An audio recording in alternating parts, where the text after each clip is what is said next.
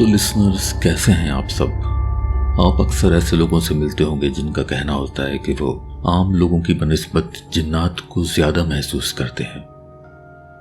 کچھ کو اکثر سائے نظر آتے ہیں، کچھ کو آوازیں سنائی دیتی ہیں، تو کسی کو سوتے میں اپنا جسم بے جان محسوس ہوتا ہے۔ ایک مشہور مدرسے سے ایک عالمہ کی ای میل موصول ہوئی ہے جو اپنی زندگی کے ایسے ہی واقعات بتاتی ہیں کہ ان کو نہ صرف اپنے گھر میں بلکہ وہ جس جگہ بھی ہوں وہ جنات کو محسوس کر سکتی ہیں، ان کے حیولے دیکھ پاتی ہیں، بلکہ ان کے ساتھ کچھ روحانی شخصیات ہیں جو زندگی کے معاملات میں ان کی مدد کرتی ہیں۔ اگر وہ ان سے کوئی سوال کریں تو خواب میں ان کو ان سوالات کے جوابات مل جاتے ہیں، لیکن یہ ہمیشہ سے ان کے ساتھ نہیں تھا۔ ان سب کا سلسلہ ان کی والدہ کی وفات کے بعد شروع ہوا، جب وہ صرف 10 برس کی تھیں۔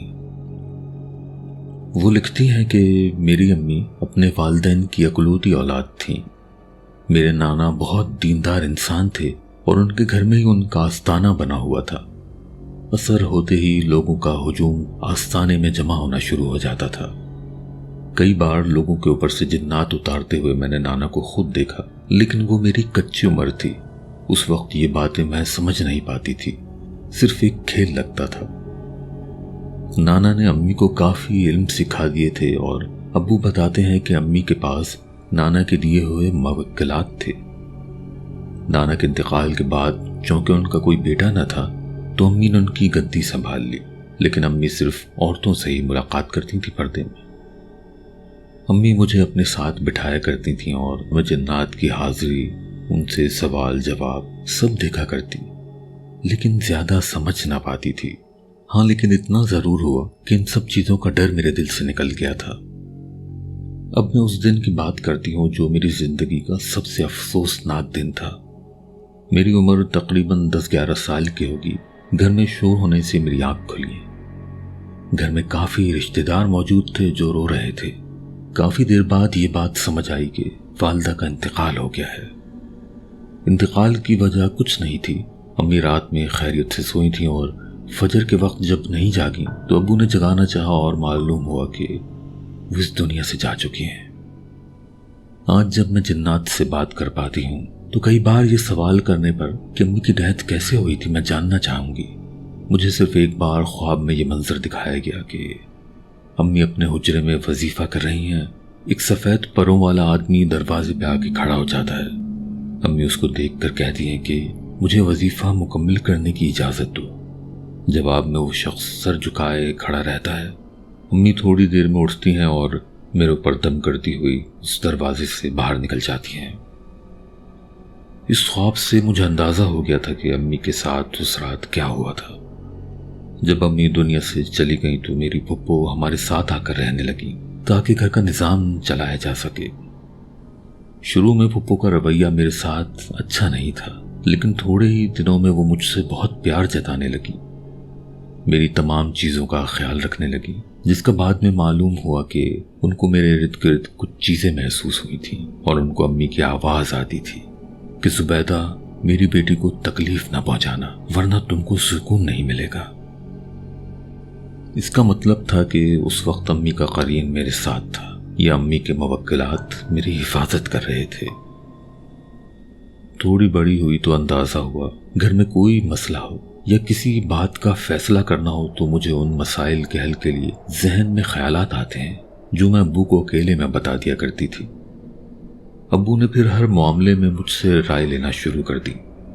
اس کی وجہ شاید یہ تھی کہ جو باتیں میں ان کو بتایا کرتی تھی وہ میری عمر کے بچوں کی بس کی بات نہیں تھی، اس لیے یہ ظاہر تھا کہ کوئی اور میرے ذہن میں ان باتوں کا حل ڈالتا ہے، جو کہ اب میں بخوبی سمجھ سکتی ہوں کیونکہ میرے ساتھ 3 روحانی شخصیات ہیں جو نانا کی طرف سے امی سے ہوتی ہوئی میرے ساتھ آئی ہیں۔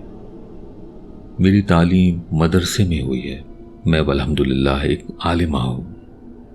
تعلیم کے دوران بھی ایسے کئی واقعات ہوئے اور مدرسے کو علماء حضرات کو بھی خواب میں روحانی شخصیات کی طرف سے تنبیہ کی گئی کہ میرا خاص خیال رکھا جائے، اور اللہ کی طرف سے ذہین بھی اتنی رہی کہ اساتذہ کی آنکھ کا تارہ بنی رہی۔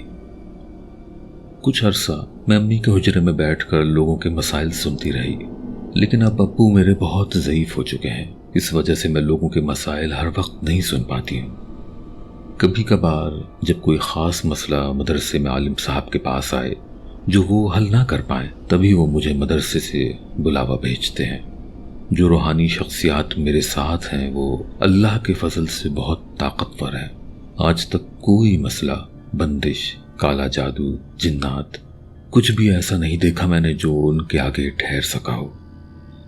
امی اور نانا کی کتب میں سے مجھے بہت سارے ایسے وظائف ملے ہیں جن کی میں مشق کرتی ہوں۔ ان میں سے ایک ایسا وظیفہ ہے جس میں مجھے اس بات کا علم ہو جاتا ہے کہ میرے قریب میں کون کون جادو یا جنات کی وجہ سے پریشان ہیں، اور ان افراد کو بتائے بغیر میں ان مسائل کو اپنے ساتھ موجود روحانی شخصیات کی مدد سے حل کرتی ہوں۔ امی نے اپنی کتاب میں ایک جگہ لکھا ہے کہ اللہ کی طرف سے یہ روحانی طاقتیں ہمارے لیے ایک تحفہ ہیں، تو ہماری ذمہ داری بنتی ہے کہ ہم آس پاس کے لوگوں کا خیال رکھیں۔ اپنی 30 سالہ زندگی میں نے کتنے ہی واقعات دیکھے ہیں کہ جن پر عقل حیران رہ جائے، اور اندازہ ہوا کہ شیطانی قوتیں کس تیزی سے ہمارے ارد گرد پھیلتی جا رہی ہیں۔ ہو سکتا ہے کہ میں بغیر کسی کا نام ظاہر کیے وہ واقعات آپ کو کسی وقت لکھوں۔ امید کرتی ہوں کہ ای میل میں میرے مدرسے کا نام آپ اپنی ویڈیو میں شامل نہیں کریں گے۔ میری بہن، جس طرح آپ لوگوں کے مسائل حل کر رہی ہیں اور ان کی مدد کر رہی ہیں، دعا ہے کہ اللہ تعالیٰ آپ کو اور ہمت اور طاقت دے، اور اسی طرح سے آپ لوگوں کے مسائل کو حل کرتی رہیں۔ جیسا میرا آپ سے وعدہ تھا کہ آپ کا اور آپ کے مدرسے کا نام ظاہر نہیں کروں گا، تو وہ وعدہ میں نے پورا کر دیا ہے۔ حقیقت تو یہ ہے کہ آپ کی ای میل پڑھ کر میرے رونگٹے کھڑے ہو گئے، اور میں خود سے سوال کرنے لگا ہوں کہ کیا واقعی اتنا علم رکھنے والے لوگ ہمارے ارد گرد موجود ہیں؟ اور جس طرح کے تجربات آپ نے شیئر کیے ہیں، جن کو میں نے ابھی ویورز سے شیئر نہیں کیا ہے، وہ اتنے عجیب ہے کہ مجھے حیرت ہوتی ہے۔ اتنی کم عمر میں آپ اتنا علم حاصل کر چکی ہیں۔ دعا ہے کہ آپ اپنے نیک ارادوں میں کامیاب رہیں، اور چونکہ آپ کے پاس اتنا علم ہے تو اس کو خدا کی دین سمجھ کر خلق خدا کی بھلائی کے لیے کام کرتی رہیں۔ آپ کے بھیجے ہوئے سارے واقعات میرے پاس آپ کی امانت ہیں، اور جن جن واقعات کی آپ مجھے اجازت دیتی جائیں گی وہی صرف میں شیئر کروں گا۔ تو دوستوں، اجازت چاہتا ہوں، پھر ایک اور واقعے کے ساتھ حاضر ہوں گا۔ تب تک کے لیے اپنا اور اپنے آس پاس کے لوگوں کا بہت خیال رکھیے۔